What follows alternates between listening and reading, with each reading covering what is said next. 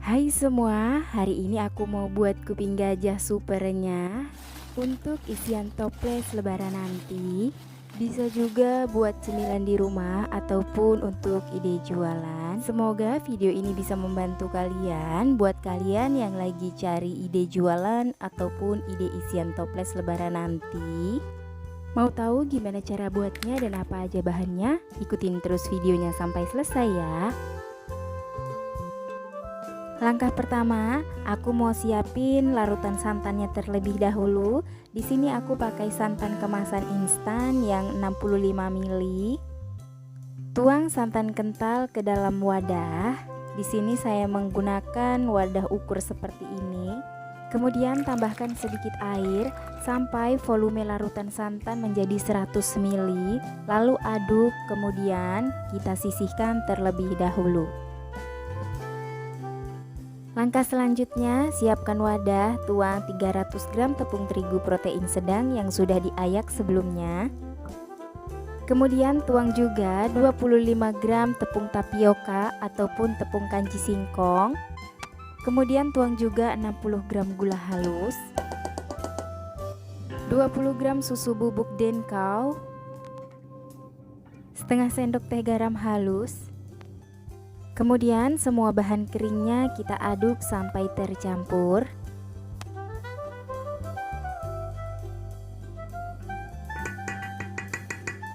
Nah, ini semua bahan keringnya sudah tercampur. Lalu kita tambahkan 50 gram margarin. Tambahkan juga sedikit vanili ekstrak. Boleh menggunakan vanili bubuk jika tidak punya vanili ekstrak seperti ini ya. Langkah selanjutnya, semua bahan ini kita adon, diaduk aja menggunakan tangan. Pastikan tangan sudah dalam keadaan bersih. Sambil diaduk, tambahkan larutan santan sedikit demi sedikit.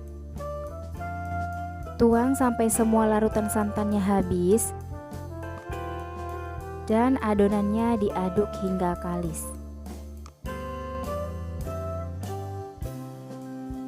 Jangan terburu-buru menambahkan bahan cair jika dirasa adonan kurang air ya, karena memang adonannya itu dia tidak terlalu lembek. Nah, ini aku udah selesai ngadonnya. Jadi tekstur dari adonan kuping gajah ini tidak terlalu lembek dan tidak terlalu keras. Langkah selanjutnya, aku mau bagi adonan menjadi dua bagian. Bagian pertama ini berat 295 gram yang nantinya kita buat untuk warna putihnya. Untuk bagian yang kedua ini seberat 270 gram nanti akan kita beri warna coklat. Supaya untuk menjaga kelembapan dari adonannya, bagian yang putihnya kita bungkus dulu menggunakan plastik seperti ini ya. Langkah selanjutnya kita akan membuat adonan warna coklat. Kita tuang 20 gram bubuk coklat. Tambahkan 1 sendok makan dark coklat, ini yang sudah saya cairkan. Boleh menggunakan pasta black forest ataupun pewarna coklat biasa. Tambahkan sedikit air untuk melarutkan bubuk coklatnya. Untuk penambahan airnya ini cukup sedikit saja. Lalu kita adon kembali sampai bubuk coklatnya ini tercampur ke dalam adonan.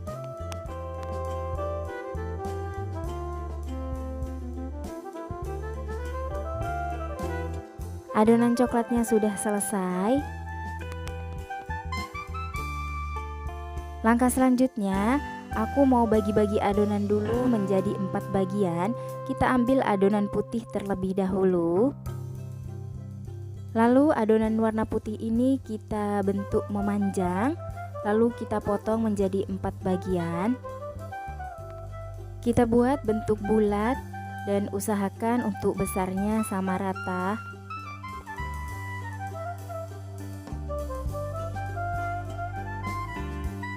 Jika sudah selesai, kita lanjut ke adonan coklatnya. Sama seperti adonan putih, kita bentuk memanjang dulu, kemudian kita bagi menjadi 4 bagian.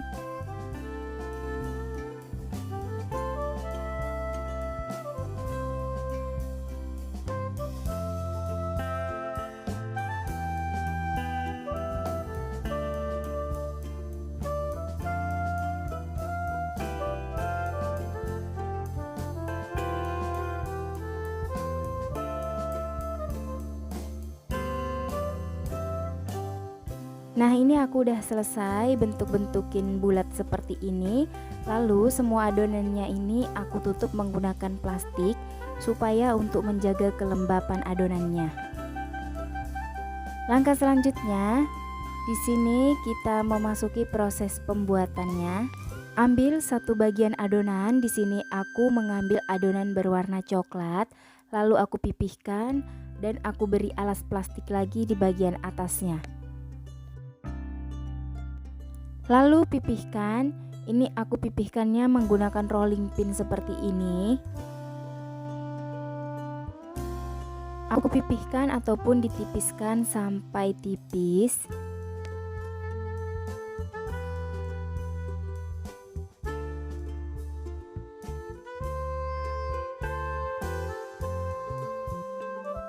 Nah, kira-kira seperti ini udah selesai. Lalu kita sisihkan terlebih dahulu. Kita lanjut ambil adonan berwarna putih. Lakukan seperti halnya kita memipihkan adonan warna coklat.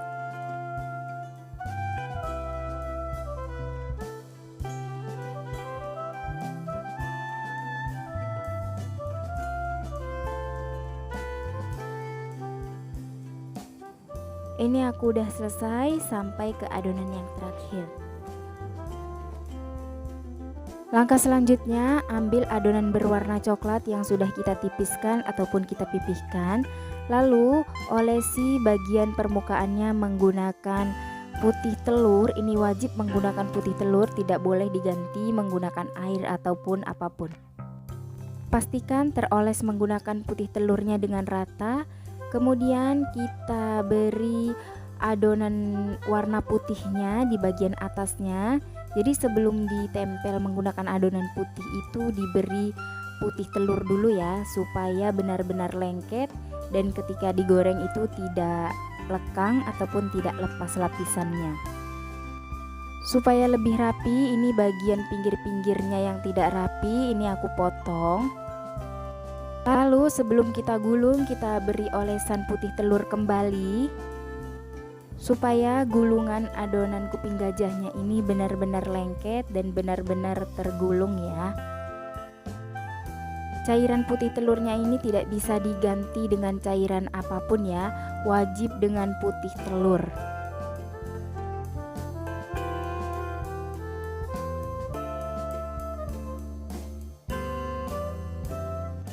Gulung bagian terakhir dengan menggunakan putih telur lagi supaya benar-benar lengket.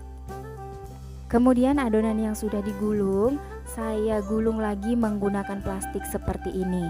Karena nanti setelah digulung seperti ini, adonan ini akan kita masukkan ke dalam freezer terlebih dahulu.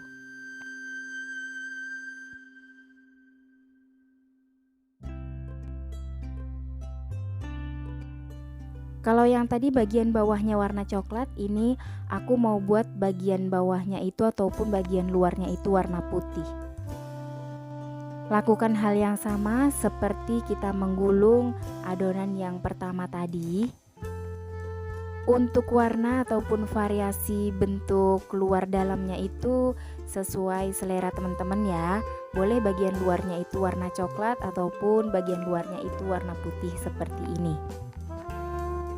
Jika semua adonan sudah digulung dan sudah digulung menggunakan plastik seperti ini, lalu adonan ini akan kita taruh di freezer selama 1 jam.